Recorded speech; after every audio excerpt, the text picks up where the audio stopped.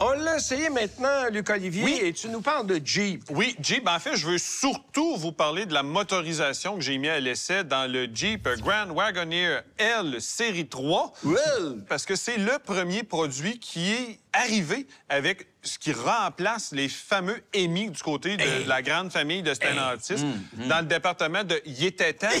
Donc, c'est le Hurricane. Ça a pas de bon sens. C'est un 6 cylindres en ligne biturbo compressé de 3 litres high output, comme on pourrait dire, donc à haut rendement. Oui. La version que j'avais, elle, était à 510 chevaux, 500 livres-pieds de voyons coupe. donc. C'est un monstre de puissance. Ben, c'est couplé- sûr. Quand tu veux à côté, ce qu'un EMI Ben, c'est 6.4 offrait, bon, à un moment donné, ça prend de la puissance ça et prend de la du pédale. couple. Oui. Donc, le but, évidemment, est de réduire les émissions polluantes, pas la consommation, parce qu'elle, elle demeure outrageuse, Ben. 13,6 litres au 100 avec cette affaire-là.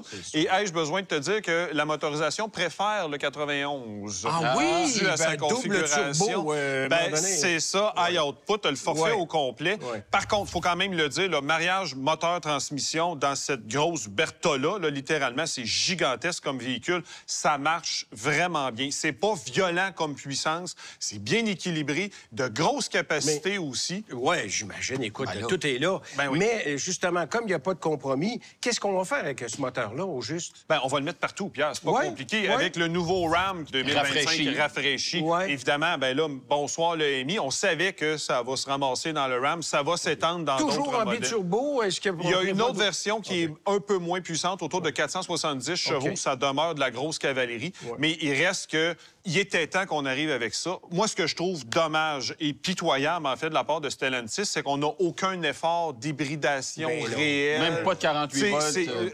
on va pas jouer dans cette talle-là et je trouve que c'est un manque majeur. Mais je parlais des capacités, il faut quand même le souligner. Dans le cas du Grand Wagoneer L, la version qu'on avait à l'essai, jusqu'à 9450 de capacité de remorquage, c'est tout près de 2000 livres Ouais, de plus ouais. qu'un Cadillac ESV ou encore un Lincoln Navigator dans leur version allongée. Ouais. Donc, c'est quand même une capacité qui est impressionnante. Ouais, on leur souhaite bon courage. Oui, parce que oui, Le là, courage, la légende rentre. je sais la question que tu vas me poser et non, C'est on non. touche pas à ça C'est tout ça. de suite. On va Ouais. attendre minimalement quelques années avant de recommander cette motorisation-là parce que c'est trop gros pour recommander ça tout de suite.